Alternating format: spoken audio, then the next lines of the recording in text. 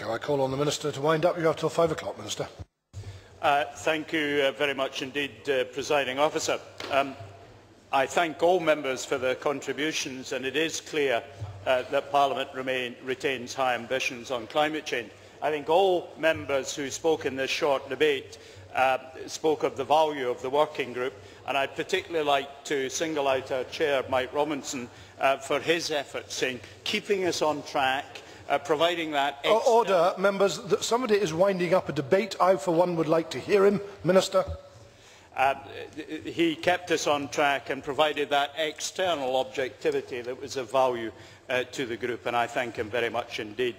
I hope it's seen that we have responded positively in bringing forward this new order.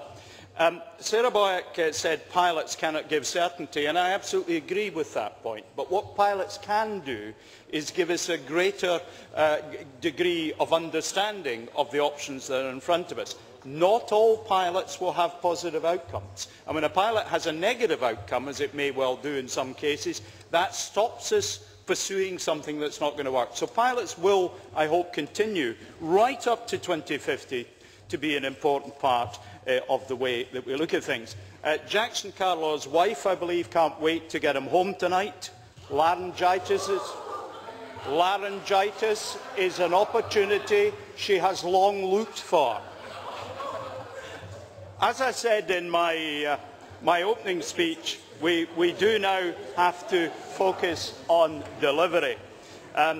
We've seen examples since Parliament last considered the annual targets order, including the Zero Waste Plan, the Scottish Green Bus Fund, the Energy Efficiency Action Plan, which I highlighted earlier. Each of these contains significant actions which will deliver reductions in Scotland. And of course, in November, in our report on policies and proposals and policies, we shall set out how we intend to meet our emissions targets. Now, let us absolutely accept that in this new order, by reducing the initial targets by 2 million tonnes of CO2 in the first year compared to the previous order, and a trajectory that is much more challenging to 2022, we have set all of us very challenging way forward. It is important that we continue to keep focused on the objective of 42% reduction by 2020.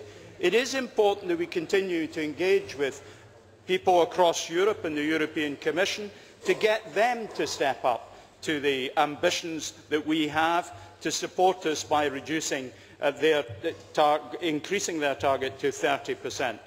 We have a huge challenge, but we're now in a position where we can move forward to the delivery phase. The targets before us are the ones that we should pass tonight. I commend them to the Chamber.